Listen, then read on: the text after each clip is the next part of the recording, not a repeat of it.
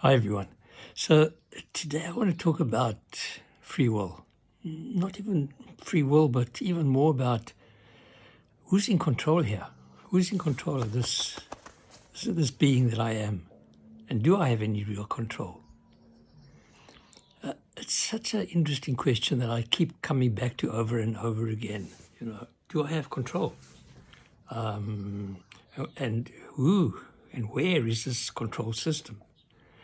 There's a tendency to think that through thinking I have control. I can decide to lift my hand up. I can decide to do. I can decide to go down and have lunch now. So I'm the one that has control. And it's, again, this thinking mind that thinks it has control. It's making decisions, the thinking mind. But what can the thinking mind actually do? As I pointed out before, even lifting the hand up is not in the control of thinking. Thinking has no clue how to lift the hand up. It doesn't know what muscles to use. It doesn't know the circulation. It knows nothing. All it can do is it can think, I want the hand to go up. But whether the hand goes up or not, it's not really due to thinking. It's just the thought. But thought knows how to communicate with the intelligence that's operating behind.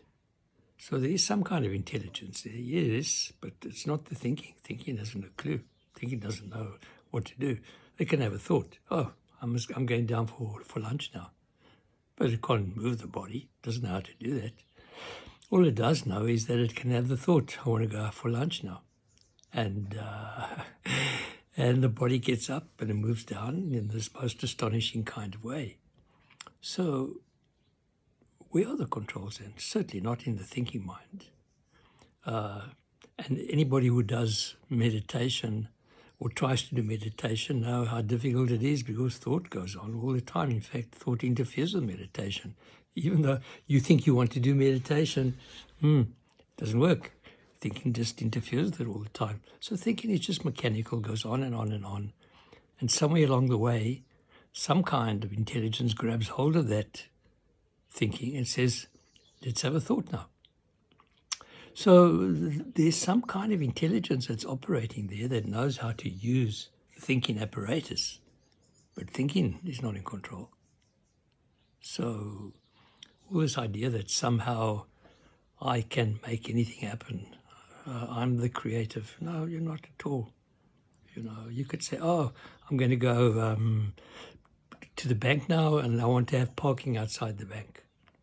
Can thinking do that? Not really. It may work, it may not work. So thinking is not really where the controls are. Well, are the emotions in control? Emotions certainly aren't. Emotions just come up out of the blue and boom, now you're emotional and you can feel the chemicals running around your body. So emotions certainly have no control at all. So thinking has no control, emotions has no control. But there are something underneath all that. I mean, when we talk about intuition, for example, we're talking about some kind of process through which some kind of intuitive insight appears in the thinking mind, and then thinking mind says, I've got a good idea. It's not the thinking mind that has the good idea. Some kind of intelligence behind it all. I don't even know how to digest my food. I don't know how to control blood pressure. I don't know how to do any of the things happening inside the body. But clearly there's some kind of intelligence operating there that knows how to digest the food, that seems to know how to absorb oxygen, knows all these kinds of things. So there's some kind of intelligence operating there. But where is that intelligence? That's the interesting part of it. So am I more than my thinking mind? Am I more than just my emotions? Yeah, well, clearly I am. There's some, as I keep pointing to, there's some intelligence that feeds the thinking mind, and we call it intuition. There's some kind of background stuff that sits behind the emotional stuff that stirs up emotions. I mean, I don't even have control. Suddenly I find myself reacting or angry or whatever it is. Something is sitting behind. So clearly there's a front.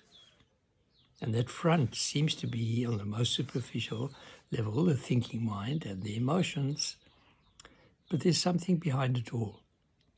And yeah, we can sense it. I mean, when we talk about feeling, for example, we know that there's feeling and we know that there's some depth behind it all.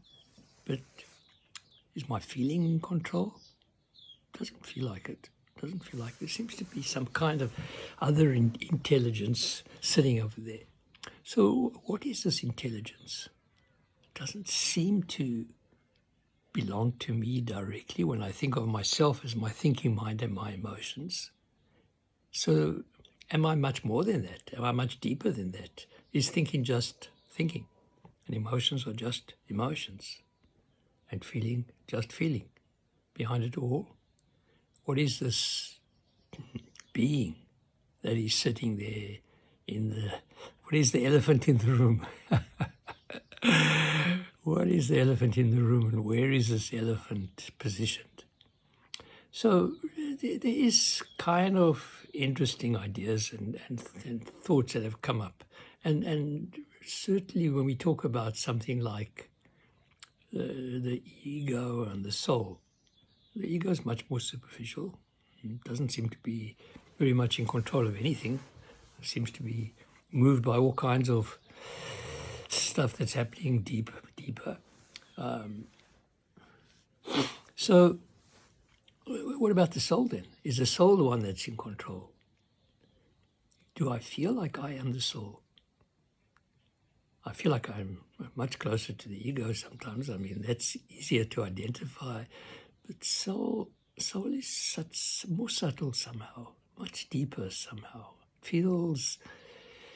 feels deep, and it feels connected to other qualities that don't belong to the most superficial part of who I am. And clearly thinking is superficial. Emotions are much more superficial. So the soul qualities are certainly much deeper, not so easy to grasp. They are subtle. They are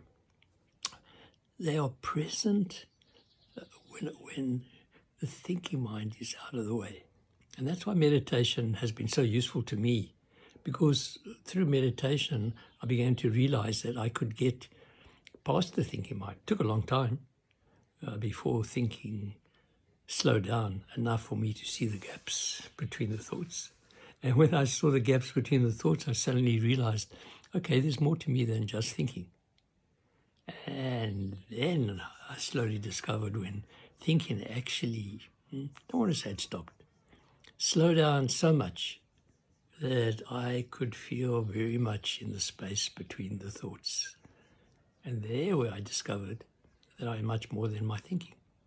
In that space between thoughts, in that quiet, silent space that I discovered that is sitting behind thought, which makes so much damn noise, and emotions which make so much damn noise, I discovered that I was much more than that superficial part of me, which most people refer to as the ego. And there in the gap between the thoughts, there is where what we call the soul has its place. And it's quiet and silent. And that's why most people don't even bother to go there, because it feels pretty empty. But as quantum science has discovered, in that emptiness is full of potential. And that's such a beautiful expression and understanding of what is deep inside. What is deep inside is empty and full of potential. And that's why Mozart could write his music in the way he did. He was expressing that information that was deep inside him, that was in that empty, full of potential space, full of potential. But one has to go into that quiet space of recognizing that you are, in a sense, no one and nobody. And there, where you become no one and nobody, you discover that you are everybody, and full of potential, full of mystery, full of creativity. And that's who we really are, and that's where somewhere deep inside are the controls. We're not the superficial part of us, not in control, not the thinking and emotions, which are the most superficial part. It's deeper inside. That's where the beauty of who we are really resides. And if we want to really discover our authentic self, not that superficial self that is full of conditioning and reflexive actions. In the deeper part is where we are our creative self, our authentic self, our not knowing self even.